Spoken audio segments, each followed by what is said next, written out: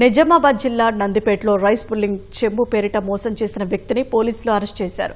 Rice pulling చెంబుతో అద్భుతాలు సృష్టించి కోట్లు గడించవచ్చని నమ్మించి 38 లక్షల రూపాయల టోకరా వేసిన నిందితుడిని పట్టుకున్నామన్నారు.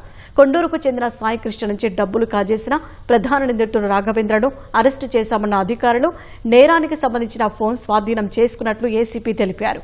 ఈ కేసులో మరో 2 నిందితులు శ్రీరామరాజు, నరసింహరావు పరారీలో ఉన్నారన్నారు. వారిని త్వరలోనే పట్టుకుంటామని ఏసీపీ వెంకటేశ్వర రెడ్డి వెల్లడించారు.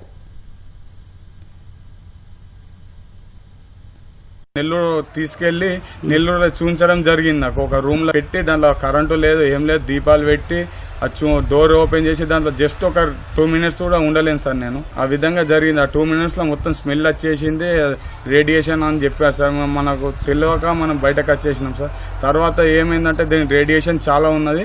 ఈ రేడియేషన్ తగ్గినాక అప్పుడు దీన్ని బయట రాష్ట్రంలో ఎక్కువ అమ్ముడుపోతుంది, మనకు మనీ ఎక్కువ వస్తాయి దీనివల్ల, అప్పుడు బిజినెస్ అవుతుందని చెప్పింది సార్. ఎప్పుడు ఫోన్ చేసినా ఇస్తామని చెప్తారు, మళ్ళీ ఫోన్ లిఫ్ట్ చేయకపోవడం, ఫోన్ స్విచ్ ఆఫ్ పెట్టుకోవడం, అదే విధంగా చేసింది సార్. రైస్ పుల్లింగ్ ఒక మహత్యమైనటువంటి చెంబు ఉన్నది, దానివల్ల మనకు అద్భుతాలు సాధించవచ్చు అని చెప్పి రాఘవేంద్ర మరి రామరాజు మరి వాళ్ళ దగ్గరి బంధువు నరసింహరావు అని వీళ్ళు ఆశ చూపి దీనివల్ల మనం కోట్ల రూపాయలు సంపాదించవచ్చు అని చెప్పి చెప్పడం వలన అతను వ్యవసాయం చేసుకుంటాడు సాయికృష్ణ.